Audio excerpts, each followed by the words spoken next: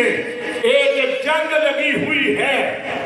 پھر میں بات کروں گا اس کے اوپر جو آواز اعلیٰ سنت کی طرف سے بلند ہونا چاہیے تھی وہ نہیں ہو سکی. وہ آواز اس انداز میں بلند نہ ہو سکی. آپ نے دیکھا اس انداز کے لشکر بن کر کے اعلیٰ سنت کے گاؤں کے اوپر حملہ آور ہوئے, لشکر کشی کی, فائرنگ بارود پھینکتے ہوئے نظر آئے, اور ایک جگہ کے اوپر اللہ کی مدد اعلیٰ سنت کی طرف آئی. اعلیٰ سنت کے 5 شہید پڑے ہوئے تھے, اور دوسری طرف اللہ کی مدد سے سینکڑوں لوگ مردار ہو کر کے یوں پڑے ہوئے تھے جیسے کوئی جانور پڑے ہوئے ہوتے ہیں. اللہ کی مدد آئی, مگر میں نے افسوس کے ساتھ کہنا ہے کہ کسی کو اس بات کا علم ہی نہیں ہے, کسی نے اس کا تذکرہ تک نہیں کیا. بات آگے بڑھی, اہل سنت کے لوگ ایک گاڑی میں سفر کر رہے تھے. سفر کرتے ہوئے انہیں گاڑی سے نکالا گیا جس میں مرد بھی تھے, ہماری عورتیں, مائیں, بہنیں, بیٹیاں بھی تھیں, اور چھوٹے چھوٹے بچے تھے. گاڑی سے نکال کر کے مردوں کو ذبح کیا گیا, اور ان کے سینوں کے اوپر خنجر مارے گئے.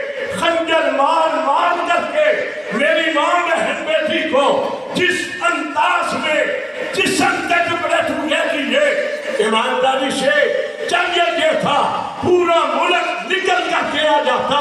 اس انداز کا ظلم و جبر یہ وہی تھا جو فلسطین میں اسرائیل کر رہا تھا. اس کے اوپر تو پورا ملک اٹھ کھڑا ہوا تھا, پورا ملک احتجاج کر رہا تھا, پورا ملک جلوس نکال رہا تھا, پورے ملک سے امداد کی اپیلیں ہو رہی تھی. میں بے معذرت کے ساتھ حضرات سے بولنا, ان کو سامان پہنچانا, ان کے لیے بات کرنا, ان کی محبت کی بات کرتا ہوا مجھے کوئی نظر نہیں آیا. میں تنقید نہیں کرتا, یہ بھی ذہن میں رہے, اور مجھے عادت بھی نہیں ہے, مگر میں نے این ممکن ہے ہمارے حضرات درس و تدریس سے تعلق رکھنے والے چونکہ 4 دیواری میں ہوتے ہیں, این ممکن ہے ان تک صحیح معلومات نہ ہو سکی ہے. بہت سارے لوگ کہتے ہیں کہ 12 چنار کی لڑائی یہ زمین کا تنازع ہے. میں نے بڑے ایک ذمہ دار کے سامنے بیٹھ کر کے کہا کہ زمین کا تنازع 2 بھائیوں میں ہوتا ہے. زمین کا تنازع چاچے اور بھتیجے میں ہوتا ہے. زمین کا تنازع ماموں اور بھانجے میں ہوتا ہے, جن کے اندر وراثت کرنی ہوتی ہے. آپ جانتے ہیں وراثت کے مسائل آپ نے پڑھے, اس کے اوپر جھگڑا ہوتا ہے. یہاں مفتیان کرام سے لوگ پوچھنے کے لیے آتے ہیں, میرے بھائی نے میرا حق قسم کر لیا, میرے فلاں رشتہ دار نے میرا حق قسم کر لیا. وہ فتویٰ پوچھتا ہے, مفتی صاحب جواب دیتے ہیں, عمل کرنا نہ کرنا بات کی بات ہے, یہاں یہ ہوا کرتا ہے. میں نے ایک ذمہ دار سے کہا, آپ 12 چنار کا ایک شیعہ مجھے دکھا دے لا کر کے جو یہ کہے کہ میرے شیعہ بھائی نے میری زمین کے اوپر قبضہ کر دیا اور میرے مکان پہ قبضہ کر دیا. ایک مجھے لا کر کے دکھا.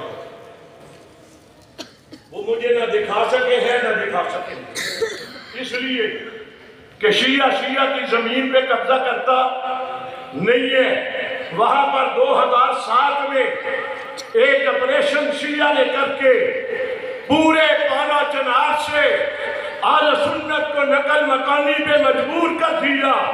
سینکڑوں کی تعداد میں لاشیں پڑی ہوئی تھی, عورتوں کو عزتوں کو لوٹا گیا تھا, چھوٹے چھوٹے بچوں کو ذبح کیا گیا تھا.